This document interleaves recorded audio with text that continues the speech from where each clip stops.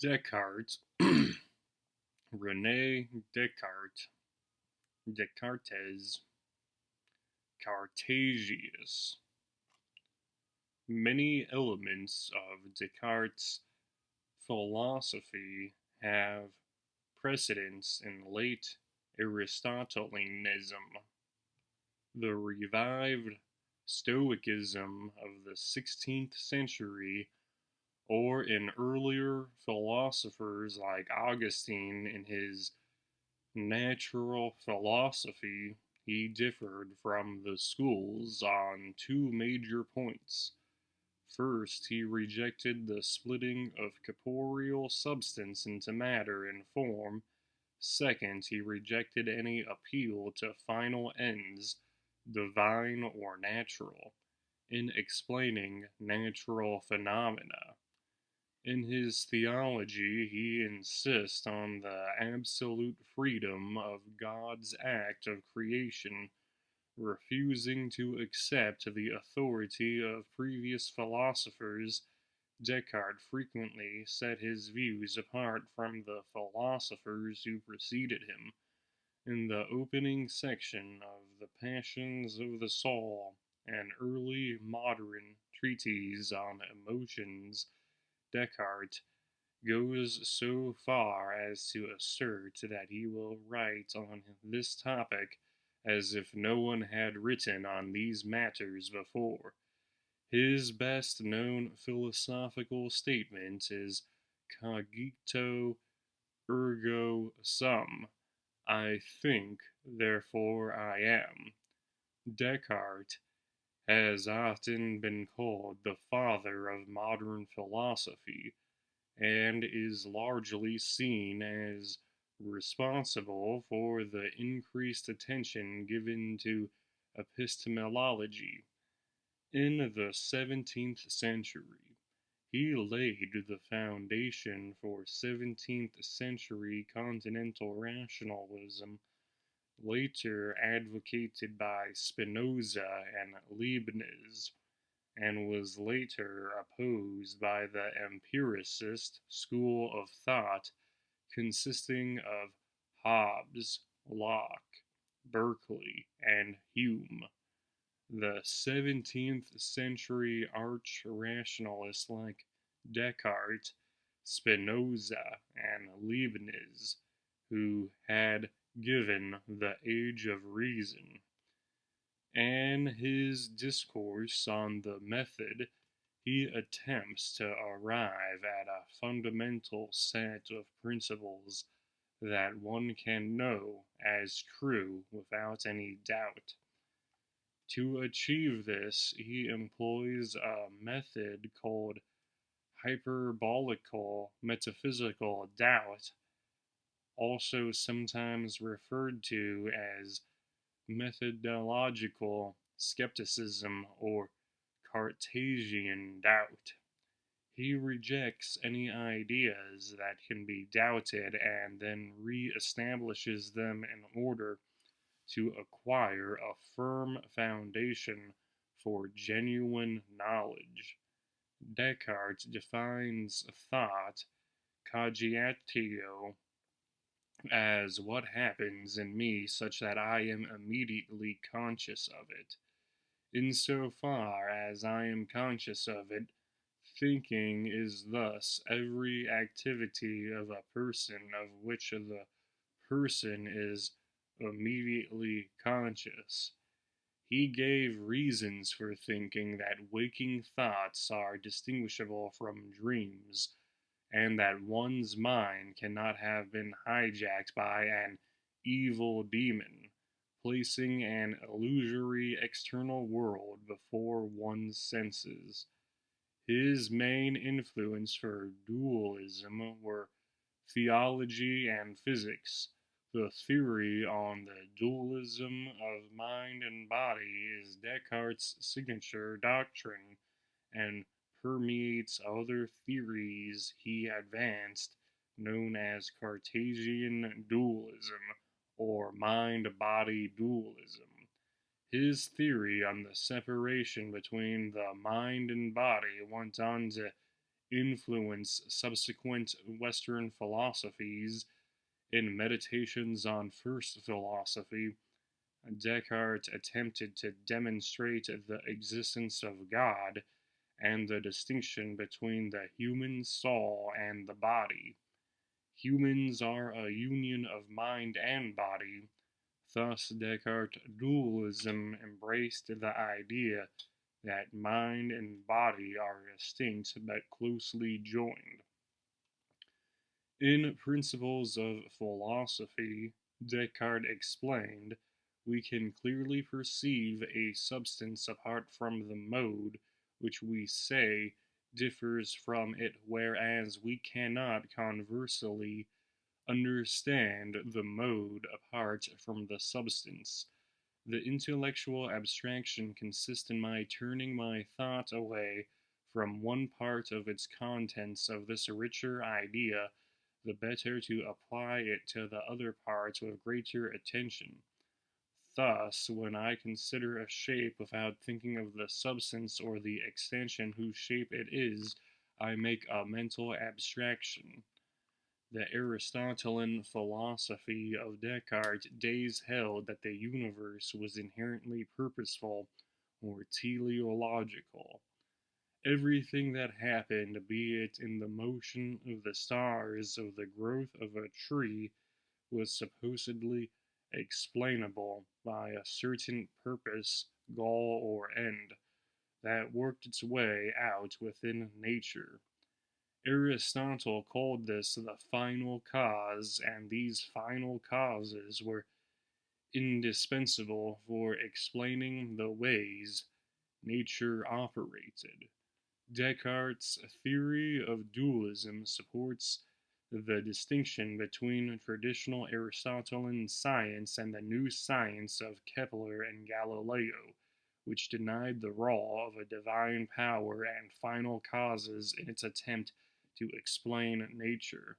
Descartes' dualism provided the philosophical rationale for the later by expelling the final cause from the physical universe, or res extensa, in favor of the mind, or res cogitans.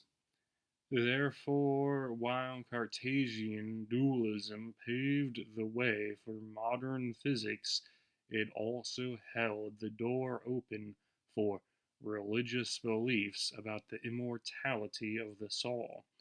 Descartes' dualism of mind and body and matter implied a concept of human beings. A human was, according to Descartes, a composite entity of mind and body. Descartes gave priority to the mind and argued that the mind could exist without the body, but the body could not exist without the mind. In the Meditations, Descartes even argues that while the mind is a substance, the body is composed only of accidents. But he did argue that mind and body are closely joined. Nature also teaches me by the sensations of pain, hunger, thirst, and so on, that I am not merely present in my body as a pilot in his ship, but that I am very closely joined, and as it were intermingled within it, so that I am the body from a unit. If this were not so, I, who am nothing but a thinking thing, would not feel pain when the body was hurt, but would perceive the damage purely by the intellect, as a sailor perceives by sight if anything in his ship is broken. In the Passions of the Soul, published in 1649, Descartes discussed the common contemporary belief that the human body contained animal spirits. These animal spirits were believed to be light and roaming fluids circulating rapidly around the nervous system between the brain and the muscles. These animal spirits were believed to affect the human soul or the passions of the soul. Descartes distinguished six basic passions: wonder, love, hatred, desire, joy, and sadness. All of these passions, he argued, represented different combinations of the original spirit and influenced the soul to will or want certain actions. His dualist teachings on the separation between soul and the body, he hypothesized that some of the brain served as a connector between the soul and body and singled out the pineal gland as connector. Above all, he was among the first scientists who believed that the soul should be subjected to scientific investigation. He challenged the views of the contemporaries that the soul was divine. Thus, religious authorities regarded his books as dangerous. Moral philosophy. For Descartes, ethics was a science that the highest and most perfect of them. Like the rest of the sciences, ethics had its roots in metaphysics. He argues for the existence of God and investigates the place of man in nature, formulates the theory of mind-body dualism, and defends free will. However, as he was a convinced rationalist, Descartes clearly states that the reason is sufficient in the search for the goods that we should seek, and virtue consists in the correct reasoning that should guide our actions. Nevertheless, the quality of this reasoning depends on knowledge, because a well-informed mind will be more capable of making good choices, and it also depends on mental condition. Descartes, following Zeno, identifies with virtue as this produces blessedness. For Epicurus, the sovereign good was pleasure, and Descartes says that in fact this is not in contradiction with Zeno's teaching, because virtue produces a spiritual pleasure that is better than bodily pleasure. Regarding Aristotle's opinion that happiness, eudaimonia, depends on both moral virtue and also on the goods of fortune, such as a moderate degree of wealth. Descartes does not deny that fortunes contribute to happiness, but remarks that they are in great proportion outside one's own control. Whereas one's mind is under one's complete control, Descartes offers proofs of a benevolent God, the trademark argument and the ontological argument, respectively, because God is benevolent. Descartes has faith in the account of reality his senses provide him, for God has provided him with a working mind and sensory system, and does not desire to deceive him.